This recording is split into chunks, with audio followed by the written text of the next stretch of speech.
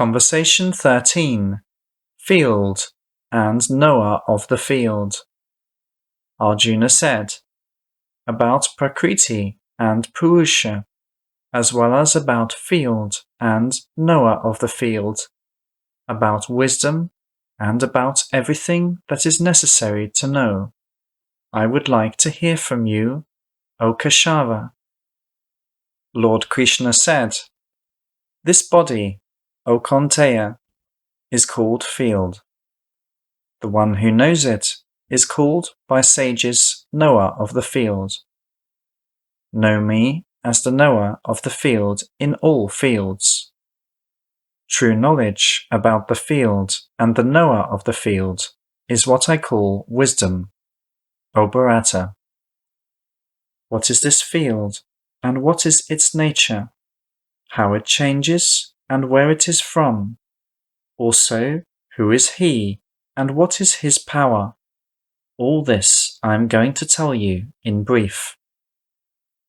All this was sung by sages in various hymns and in the words of Brahma Sutra, full of reason.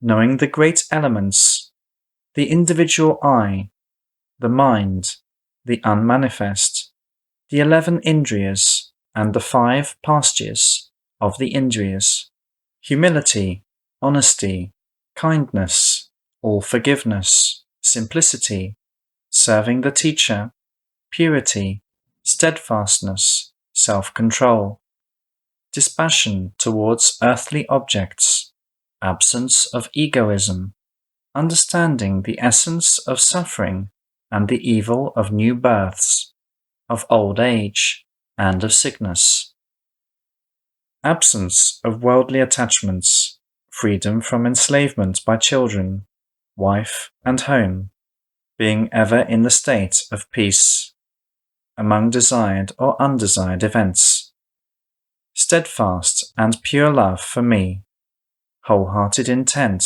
to abandon vain relations with people, being self-sufficient, constancy in spiritual search, striving to gain the true wisdom.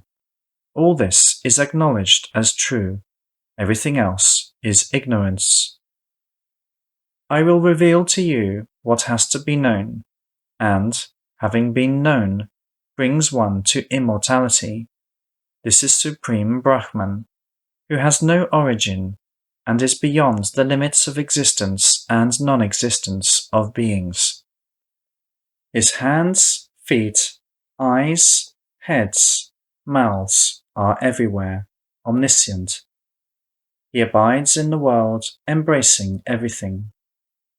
He has no organs of perception, yet he perceives everything, having no attachments to anything, yet sustaining all beings, free from the 3 gunas and using the gunas.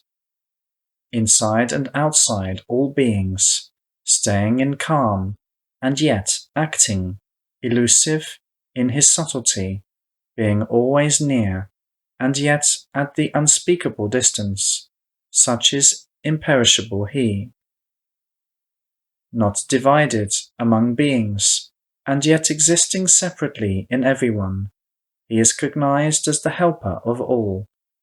He embraces all beings with himself, and guides them in their development. About him, about the light of all lights, it is said that he is beyond the darkness. He is wisdom, the purpose of every wisdom, cognized by wisdom, residing in the hearts of all. Such are the field, the wisdom, and the object of wisdom, in brief. Having known them, my devoted disciple cognizes my essence. Know that both Purusha and Prakriti have no origin. Know also that advancement in the gunas happens thanks to one's existence in Prakriti. Prakriti is considered as the source giving origin to causes and effects, and Purusha is the cause of experiencing pleasant and unpleasant. Being in Prakriti, embodied Purusha necessarily merges with the gunas that originate on Prakriti. An attachment to a certain guna is the cause of incarnation of Purusha in good or bad conditions. Observing, supporting, all receiving, the highest ruler, also the divine Atman. This is how one calls the Supreme Spirit in this body. They who have cognized thus Purusha, Prakriti, and the three gunas, in whatever conditions they live, they are not subject to new births any more. Some, meditating in the Atman, cognize the Atman from within the Atman. Others cognize the Atman through Sankhya Yoga. Others yet go to this through Karma Yoga. Even those who are unaware about this, but having heard from others, worship sincerely. They too become free from the way of death through partaking of what they have heard. O best of the Bharatas, know that all existing, moving and non-moving, originates from interaction between the field and the knower of the field. The one who sees the Supreme Lord non-perishing in the perishing, and equally present in all beings, the seeing of such one is true. The one who really sees Ishvara equally present everywhere, such one cannot stray from the true path. The one who sees that all actions are realized only in Prakriti, and that the Atman remains in calm, such one truly sees. Comprehending that the multifarious existence of beings is rooted in one and originates from him, such a person attains Brahman. The eternal and unbound by Prakriti divine Atman, though residing in bodies, does not act and cannot be influenced, O Kaunteya. As the omnipresent void does not intermix with anything because of its subtlety, so the Atman residing in bodies intermixes with nothing. But as the sun illuminates the earth, even so the ruler of the field illuminates the entire field, O Bharata. The one who sees with the eyes of wisdom this difference between the field and the knower of the field, and knows the process of liberating the Indriyas from Prakriti, such one approaches the supreme aim. Thus in the Upanishads of the blessed Bhagavad Gita, the science of eternal, the scripture of yoga, says the 13th conversation between Sri Krishna and Arjuna, entitled Field and Knower of the Field.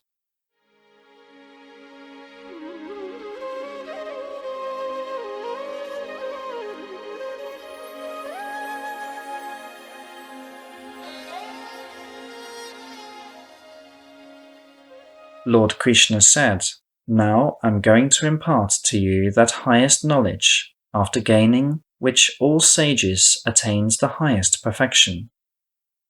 The one who has taken refuge in this wisdom and attained my nature does not get born again in a new cycle of the development of the universe and does not perish at the end of the current cycle.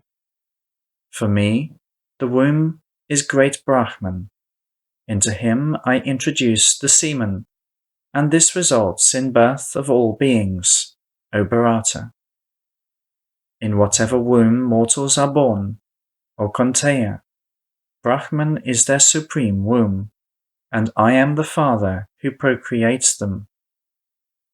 Sattva, Rajas, and Tamas are gunas originating due to interaction with Prakriti.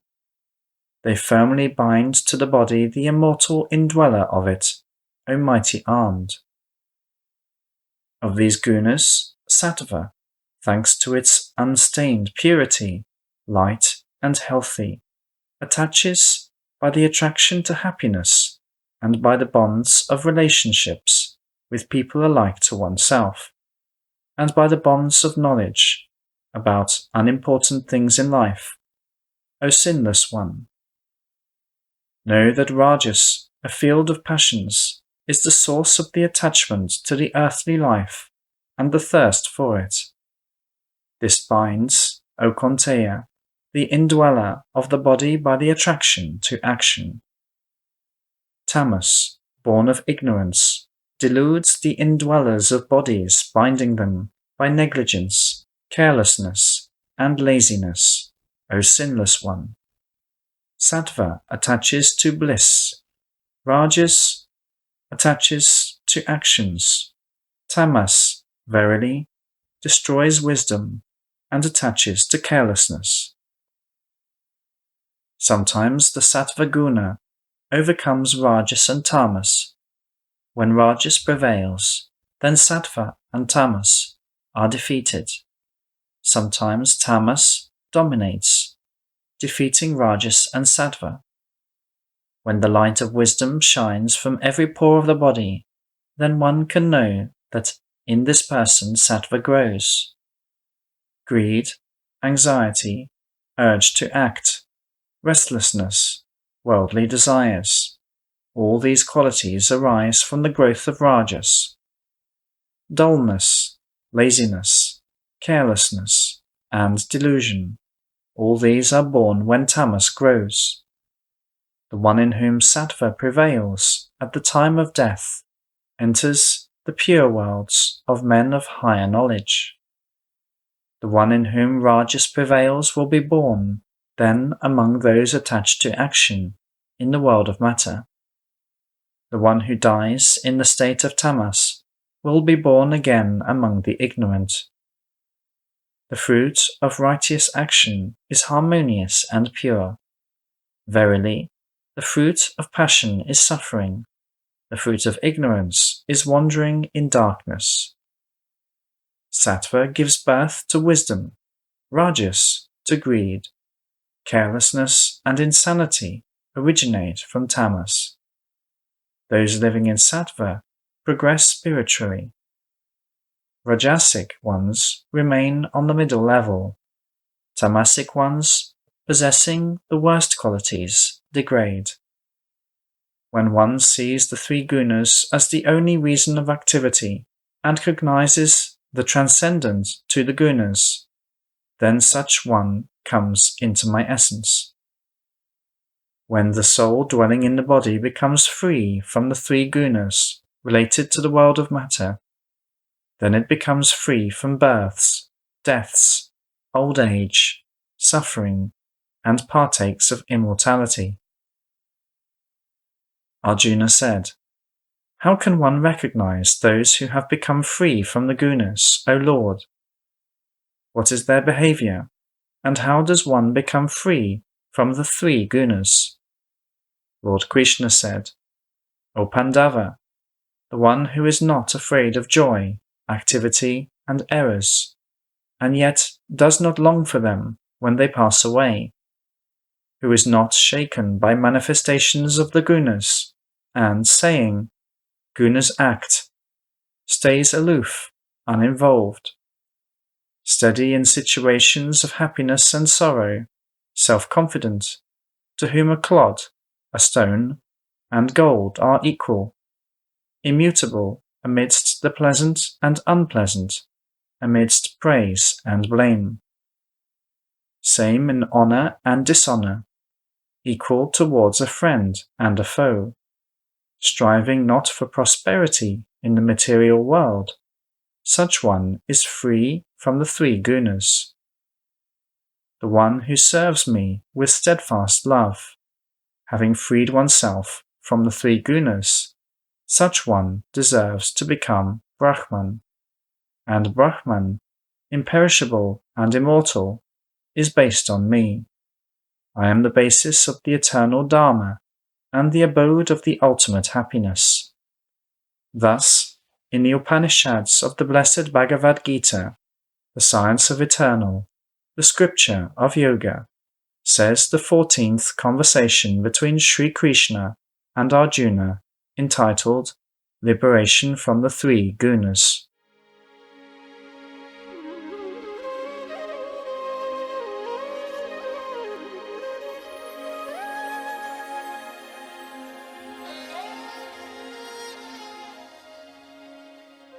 Conversation 15. Cognition of the Supreme Spirit. Lord Krishna said, "They say that there is the immortal tree Ashvatha, with its roots growing upward and the crown located beneath. Its leaves are words of thanksgiving and love. The one who knows it is an expert in the Vedas. Its branches extend up and down. They are nourished by the 3 Gunas. They end at the objects of Indriyas. Its roots are the fetters of karma in the human world. Looking from within the world of matter, one can comprehend neither its form, nor its purpose or destination, nor even its foundation. And only when this firmly rooted tree is cut down by the mighty sword of liberation from attachments, then a road from which there is no return opens up. There one has to merge with the primordial spirit, who gave origin to everything. Without pride and delusion, having conquered the evil, understanding the nature of the eternal, having curbed the sexual passion, free from the pair of opposite known as rejoicing and suffering, such men confidently walk the reliable path. Neither the sun nor the moon nor fire shine there. Having entered this place, one never returns. It is my supreme abode. A part of me becomes a soul in the world of incarnate beings and stretches in the material nature, its indriyas, among which the indriyas of the mind are the 6th. The soul receives a body, and when it leaves the body, Ishvara takes it and carries it away, as the wind carries away the fragrance of flowers. By hearing, eyesight, touch, taste, smell, as well as by the mind, the soul perceives from within the body the objects of senses. The ignorant do not see the soul when it comes, leaves, or stays enjoying, being captivated by the gunas, but those who have the eyes of wisdom see it. Rightly aspiring yogis cognize not only the soul, but also the Atman in themselves, but the unwise do not find the Atman. Know that the splendor of the sun illuminating the space of the moon, or of fire, this splendor originates from me. Having penetrated inside the soil, I sustain all beings in it by my life-giving power. I nourish all plants by becoming the heavenly soma for them.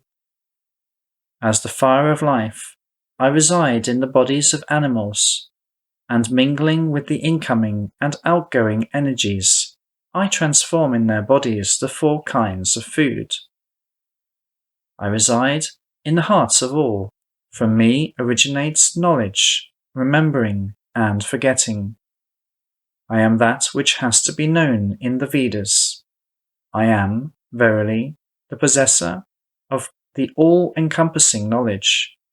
I am also the creator of the Vedanta. There are 2 kinds of Purusha in the world, impeccable and disposed to make errors. Disposed to errors are all creatures, but the highest Purusha is said to be impeccable. Superior to them both, there is the Supreme Purusha called the Divine Atman. He, pervading everything with himself, sustaining the 3 worlds, is the great Ishvara. This is so because I am transcendent to the perishable and even to the imperishable. I am identified in the world and in the Vedas as the Supreme Spirit. The one who without delusion knows me as the Supreme Spirit, who has cognized everything, worships me with the entire being. So, I have expounded to you these innermost teachings, O sinless one. They who know them and possess developed consciousnesses become most successful in their efforts, O Bharata.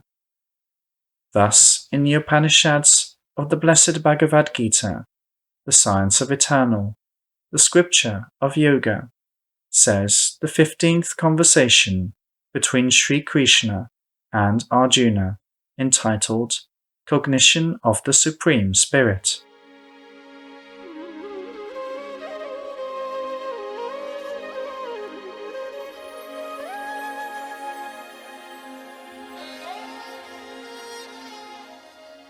Conversation 16.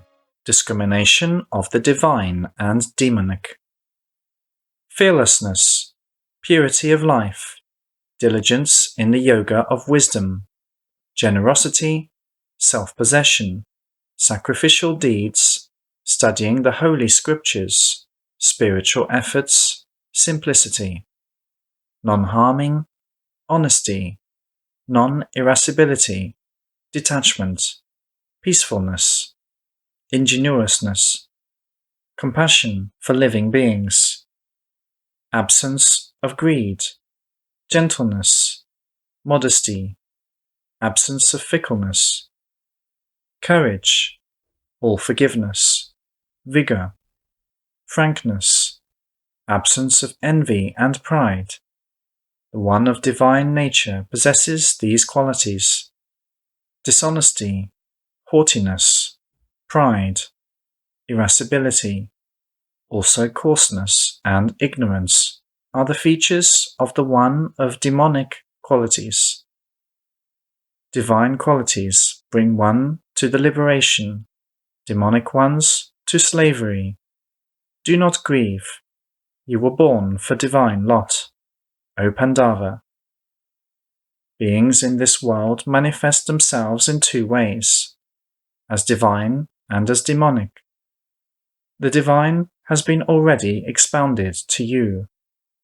Now hear from me, O Partha, about the demonic manifestations. Demonic people know neither true power, nor abstinence, nor purity, nor even scrupulosity. There is no truth in them. They say there is neither truth in the world, nor meaning, nor Ishvara. It came into being not for the great purpose, but merely as the result of sexual passion.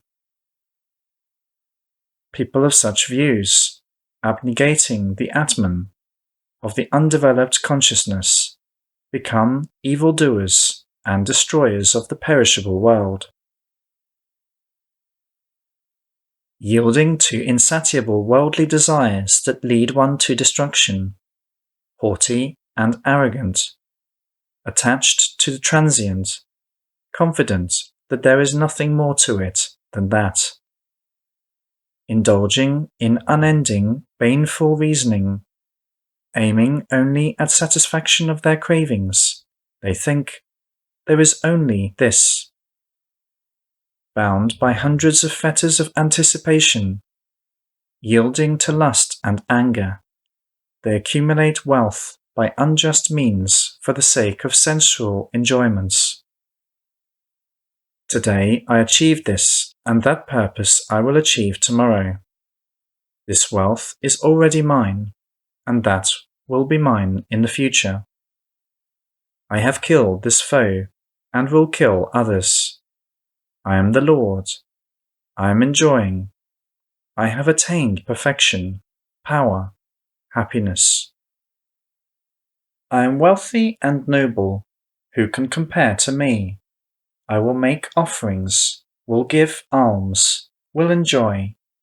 This is how the ignorant get deluded. Lost in many thoughts, entangled in the net of lies, yielded to satisfaction of their worldly passions, they go to hell of the wicked. Self-conceited, obstinate, full of pride, and intoxicated with wealth, they perform hypocritical sacrifices in disregard of the spirit of the scriptures. Indulging in egoism, violence, arrogance, lust, and anger, they hate me in other bodies.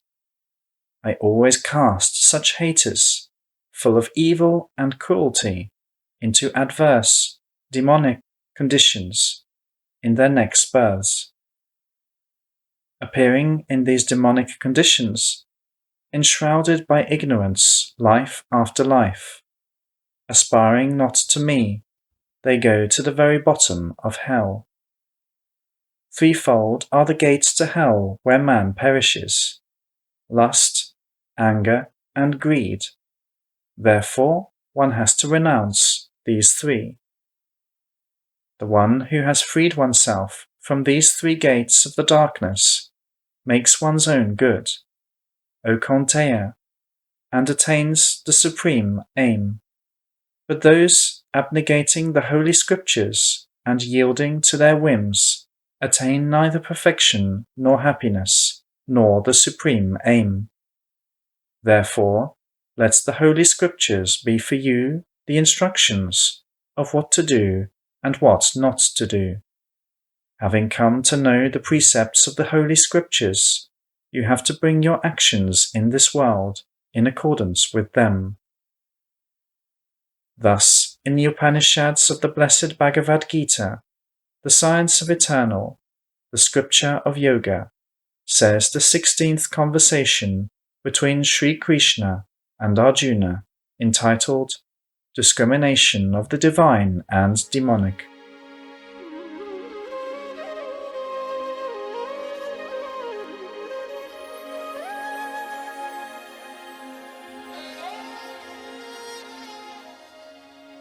Conversation 17. Threefold Division of Faith. Arjuna said, "What is the state of those who are endowed with faith, but disregard the precepts of the holy scriptures? Are they in the state of sattva, rajas, or tamas?" Lord Krishna said, "The faith of incarnate ones can be of three kinds: sattvic, rajasic, and tamasic. Hear about all three. A person's faith corresponds to this person's essence, and the person corresponds to his or her faith. What your faith is, so you are. Sattvic people worship the divine. Rajasic people worship beings of demonic nature. Tamasic people worship lower spirits and the dead. Know that they who perform severe ascetic exploits, non-prescribed by the holy scriptures for the sake of self-admiration and pride, yet are subjected to sexual passions, attachments, and violence. Unwise, torturing the elements that compose their bodies, as well as me residing in their bodies, know that their decisions are demonic. Even so, the food pleasant to all can be of three kinds, also sacrifice, ascetic exploits, and gifts. Hear from me about the difference between them. Food that promotes longevity, strength, health, jocundity, and serenity of mood, which is succulent, oily, substantial, and tasty. Such food is dear to the sattvic. Passionate ones hunger for bitter, sour, salty, too spicy, exciting, dry, and burning food, i.e., the food that causes sorrow, suffering, sickness. Spoiled, tasteless, with bad smell, putrid, cooked of garbage, unclean food is dear to the tamasic. Sacrifice performed without any thought about reward. Sacrifice performed without any thought about reward, in accordance with the Holy Scriptures, with firm belief that it is a duty. Such sacrifice is sattvic. Sacrifice performed with the expectation of reward, and for the sake of pleasing oneself, know that such sacrifice originates from rajas. Sacrifice that contradicts the religious precepts, performed without feeding the hungry, without sacred words, without charity, without faith, such sacrifice is called tamasic. Homage paid to the divine, to Brahmans, to teachers, and to sages, purity, simplicity, abstention, non-harming the body, such is the asceticism of the body. Speech causing no dislike, honest, pleasant, and beneficial, also chanting the holy texts, such is the asceticism of the speech. Clarity of thoughts, loneliness of the mind, control over thoughts, amicability towards everyone, naturalness of life, such is the asceticism of the mind. This threefold asceticism, if performed by steady people endowed with deep faith and without the expectation of reward, is considered sattvic. Asceticism, performed for the sake of praise, honor, and glory, as well as asceticism, performed with pride, is rajasic in its nature, unsteady, not firm. Asceticism, performed under delusion, with self-torture, or with the purpose of destroying someone, is tamasic in its nature. The gift which is given without any thought about reward, with the feeling of doing this as a duty, at the right time and in the right place, to a worthy person, such a gift is considered sattvic. That which is given with the expectation of repayment or reward, or with grudging, such a gift is called rajasic. A gift given in an appropriate place, at inappropriate time, to unworthy people, with disrespect or disregard, such a gift is tamasic. Alm, tat, sat is a threefold designation of Brahman in the Vedas. In old time, it was used in performance of sacrifices.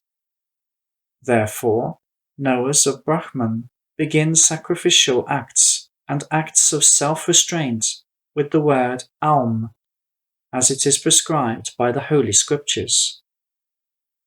When those seeking the liberation perform various donations and purifying acts of self-restraint, or give sattvic gifts, then it is performed with the word tat.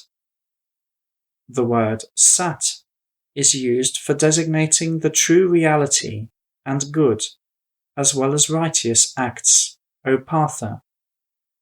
The word sat is also always uttered in sacrificing, self-restraint, and charity, and the actions aimed at these purposes are also designated by the word sat. And that which is performed without faith, whether it is sacrifice, exploit, or giving, is asat, that is, nothing, both here and after death. Thus, in the Upanishads of the blessed Bhagavad Gita, the science of eternal, the scripture of yoga, says the 17th conversation between Sri Krishna and Arjuna, entitled Threefold Division of Faith.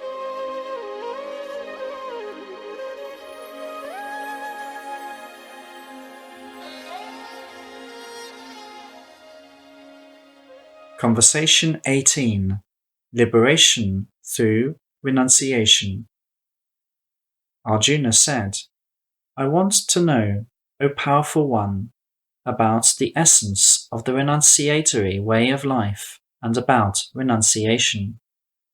Lord Krishna said, the abandonment of activity rooted in personal desires is called by sages renunciatory life.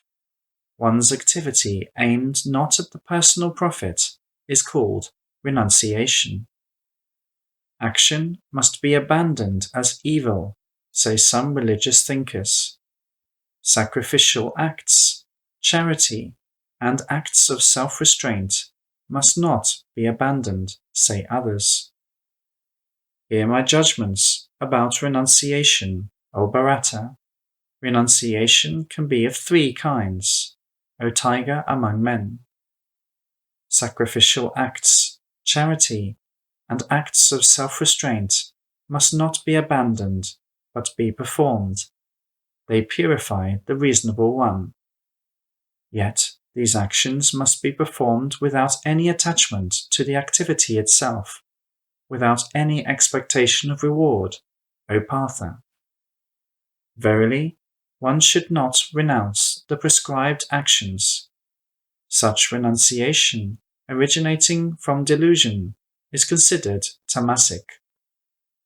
The one who renounces actions out of fear of physical suffering, saying, "It hurts," performing thus the rajasic renunciation, such one does not receive the fruits of the renunciation. The one who performs the necessary action, saying, "It must be done," renouncing at the same time the attachment to the action and to personal gain, such one, O Arjuna, performs sattvic renunciation. The one who is detached, imbued with harmony and purity, reasonable, devoid of doubts, such one does not detest unpleasant action and is not attached to pleasant action. Verily, an embodied person cannot renounce actions completely. Only the one who renounces the personal profit renounces truly. Good, bad, and intermediate, such can be the fruit of action for the non-detached, but for a sannyasi there are no fruits.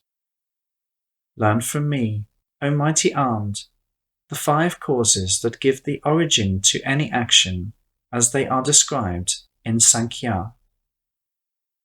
Circumstances, the person, himself or herself, other beings, various energy fields, and the divine will, 5 in total.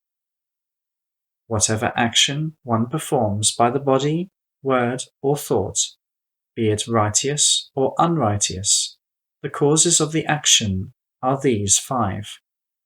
Therefore, the unwise one, who sees oneself as the only reason of the action, is deluded. But the one who has abandoned such egocentrism, who is free as a consciousness, even when fighting in this world, such one does not kill and does not bind oneself by this. The process of cognition, the object of cognition, and the one who cognizes, these are the 3 causes that give an impulse to the action. The impulse, the action, and the doer are the 3 constituents of the action. In terms of the gunas, the knowledge, the action, and the doer are also considered to be of 3 different kinds. Hear about this from me. The knowledge that sees one indestructible being in all beings, undivided in the separate, know that such knowledge is sattvic. The knowledge which considers numerous diverse beings as separate, know that such knowledge originates from rajas. The knowledge based on the tendency to cling to one separate thing as to the whole, knowledge unreasonable, narrow, not grasping the real, such knowledge is called tamasic. A due action performed passionlessly, without any desire of reward and without any attachment to it, is called sattvic. An action performed under the pressure of the desire of carrying it out, with self-admiration or with great effort, such action is called Rajasic. An action undertaken in delusion without consideration of possible negative consequences for the sake of destruction, harm, or a coarse action is called tamasic. Unattached to action, devoid of self-admiration, endowed with confidence and determination, same in success and failure, such a doer is called sattvic. Excited, desirous for the fruits of actions, greedy, envious, admiring oneself, dishonest, subjected to rejoice and sorrow, such a doer is called rajasic. Arrogant, coarse, angry, obstinate, sly, negligent, insidious, dull, sluggish, somber, cowardly, such a doer is called tamasic. Threefold, according to the three Gunas, is also the distinction of the level of consciousness development and aspiration. Hear about this, O Dhananjaya. The one who discerns what deserves attention and what does not, what ought to be done and what ought not to be, what ought to be beware of and what ought not to be, what is slavery and what is freedom. The one who can differentiate this is a developed consciousness and lives in sattva. The one who does not distinguish the right path from the wrong one, what ought to be done from what ought not to be done, such one as a consciousness is undeveloped and lives in rajas. The one who lives in ignorance, who takes the wrong path for the right one, and goes in the wrong direction, such one as a consciousness is tamasic, O Partha. An unswerving aspiration that allows one to control the mind, energy, and indriyas, and to be in the state of yoga. Such an aspiration is sattvic. But if one directs the aspiration at the true path, also at the sexual passion and at the profit of work, O Arjuna, then such an aspiration, due to the attachment and selfishness, is called rajasic. An aspiration that does not help to free the unwise one from laziness, fear, sorrow, gloominess, such an aspiration is tamasic, O Partha. And now hear about the threefold nature of joy, O best of the Bharatas, about that which brings happiness and allays suffering. The joy which at first is like poison and then turns into nectar, is considered sattvic and originating from blissful cognition of the Atman by the consciousness. The joy originating from contacts of the indriyas with earthly objects, which at first is like nectar and then turns into poison, such joy is called rajasic. The joy that is delusive from the beginning to end, originating from rejection of the Atman, against the background of carelessness and laziness, such joy is tamasic. There is no being, either here on the earth or among gods, which is free from the three gunas born in the world of Prakriti. The duties of Brahmans, Kshatriyas, Vaishyas, and Shudras are distributed in accordance with their nature among the Gunas, O conqueror of enemies.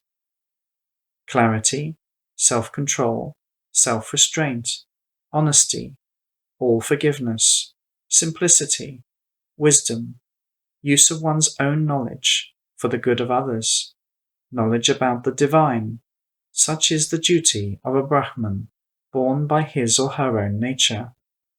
Valor, grandeur, firmness, agility, inability to flee from the battle, generosity, the nature of a ruler, Such is the duty of a kshatriya, born by his or her own nature.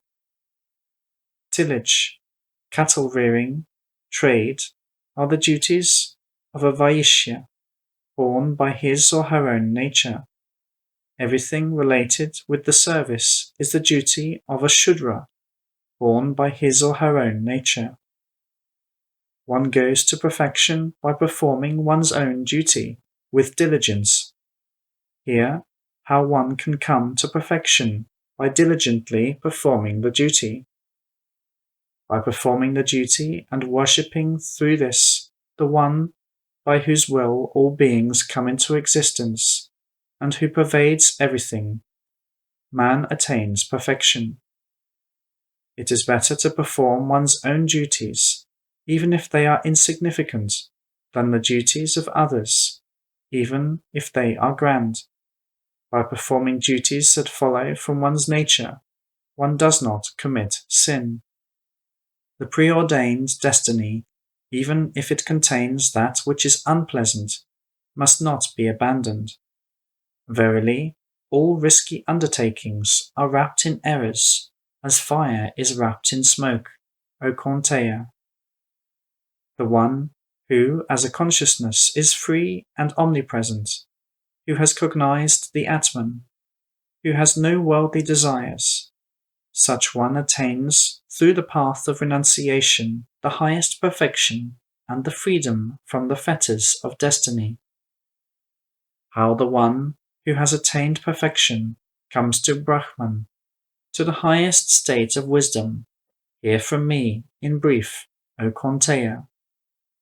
The one who has completely purified oneself as a consciousness, who has overcome oneself by steadfastness, who has detached from all the outer and cast off passion and enmity, who lives in solitude, who is abstinent and has subdued one's speech, body, and mind, who is constantly in meditation and is passionless, devoid of egoism, violence, arrogance, sexual passion, anger, and greed, and who is imbued with peace and selflessness, such one deserves to become Brahman. Having achieved the eternity emergence with Brahman, one attains the highest love for me.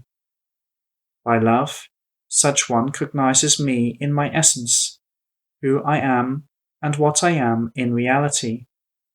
Having cognized me thus in my innermost essence, one submerges into my beingness. Though being engaged in activity, ordained for him or her, but worshipping me, one attains, with my help, the eternal, imperishable abode. Renouncing in thoughts all selfishness in action, having merged the consciousness with me. Renouncing in thoughts all selfishness in action, having merged the consciousness with me, being aware about me as of your refuge, thinking about me constantly.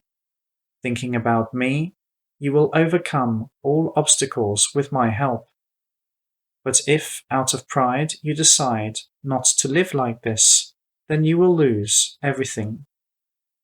If, immersed into egoism, you say, I don't want to fight, such a decision will be vain, for Prakriti will coerce you. O Kaunteya, bound by your own karma, which is created by your own nature, you will do against your will what you, in delusion, do not want to do. Ishvara resides in the hearts of all beings. O Arjuna, and by the power of his Maya, he makes all beings revolve as if on a potter's machine. Seek refuge in him with all your being. By his grace you will attain the supreme peace, the imperishable abode. Thus I have revealed to you the wisdom more secret than the secret itself. Reflect on it thoroughly, and then do as you wish. Hear again from me my highest and innermost word. You are loved by me and therefore receive this boon from me. Think always about me, love me, sacrifice yourself for my sake, seek refuge only in me, and you will come to me. You are dear to me, and I trust you. Having abandoned all other paths, go only to me for salvation. Do not grieve. I will free you from all your fetters. Never tell about this to the one who is not disposed to exploits and is not endowed with love. Also, do not tell those who do not want to hear or who slander me.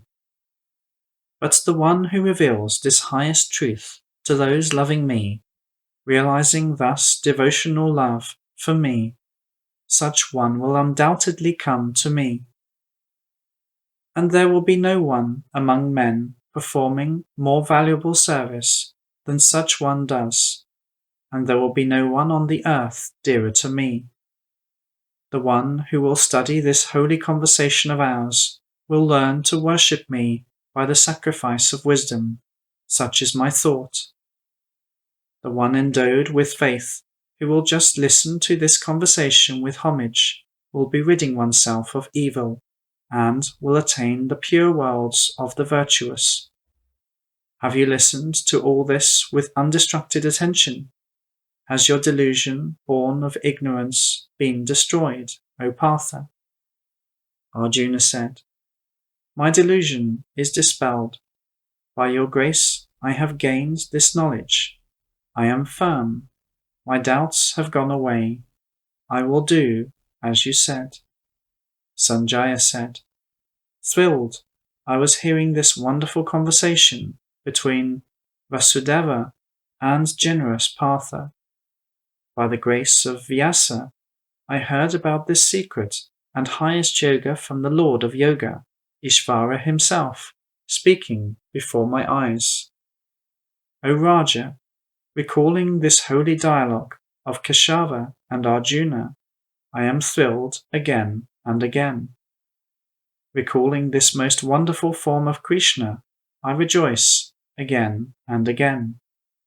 Wherever there is Krishna, the Lord of Yoga, wherever there is warrior Partha, there well-being, victory, and happiness are assured. This is my opinion. Thus, in the Upanishads of the blessed Bhagavad Gita, the science of eternal, the scripture of yoga, says the 18th conversation between Sri Krishna and Arjuna, entitled Liberation through Renunciation. Thus ends the Bhagavad Gita.